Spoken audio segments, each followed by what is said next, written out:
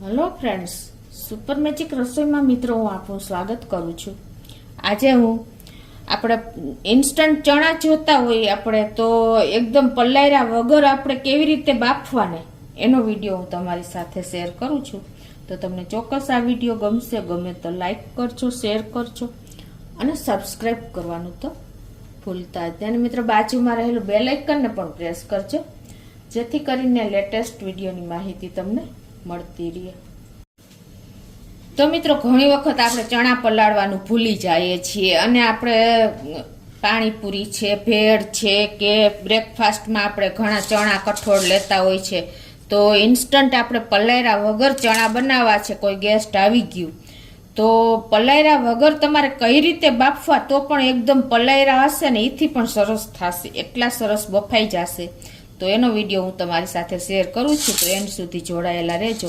તો અત્યારે મેં આ દેશી ચણા લીધા છે, આપણે જે કાળા ચણા આવે છે ને એ આ અંદાજે આપણે 1 કપ ચણા છે તો એને આપણે હવે પહેલાં તો અંદર કાંઈ ના હોય એ જોઈ લેવાનું, પછી તમારે આ ચણાને 2 થી 3 પાણીએ ધોઈ નાખવાના।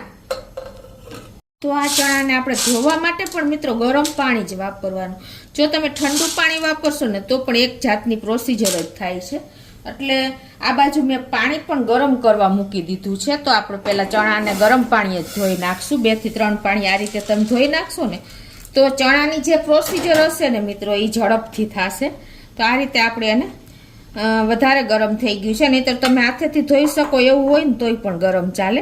આ રીતે આપણે 2 થી 3 પાણીએ ધોઈ નાખવાના, બરાબર, એટલે કાંઈ પણ કચરો કે હોય તો નીકળી જાય। પછી 1 પાણીએ ધોઈ નાખું છું।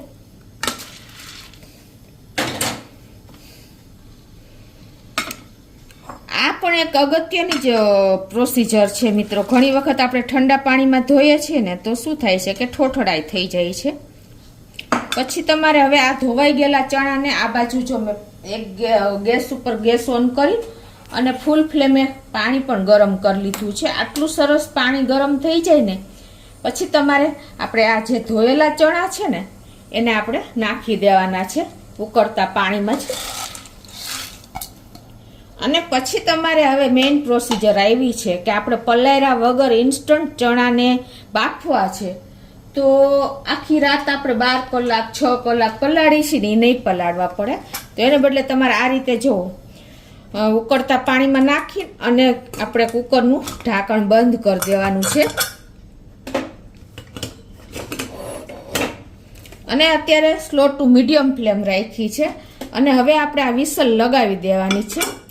અને આ વિસલ લગાવ્યા પછી આપણે કુકરમાં પ્રેશર ભરાઈને ત્યાં સુધી ગેસ ચાલુ રાખવાનો છે, એટલે અંદાજે આપણે 1 થી 2 મિનિટ થશે। આ 1 કપ ચણા હતા ને તો મેં 2 કપ પાણી લીધું છે મિત્રો, ખાસ નોટ કરજો, ચણા પ્રમાણે ખ્યાલ જ આવી જાય આપણને। એટલે હવે આપણે આમાં પ્રેશર ભરાવા દેશું, પ્રેશર ભરાવા દેશું એટલે સીટી પડવાની તૈયારી થાય ને 2 થી 3 મિનિટ થશે આપણે લો ટુ મીડિયમ ફ્લેમ ઉપર, ત્યાં સુધી આપણે એને પ્રેશર ભરીને પછી આગળ હું તમને બતાવું। મિત્રો જો 1 થી 1.5 મિનિટ થઈ છે અને પ્રેશર ભરાઈ ગયું છે, જો અવાજ આવે છે તમને, આટલું પ્રેશર ભરાઈ ગયું છે। આમ સેજ તમે સીટી ઊંચી કરશો ને એટલે પ્રેશર નીકળશે, જો આ રીતે કુકરમાં હવા ભરાઈ ગઈ છે। હવે આપણે ગેસ બંધ કરી દીધો છે।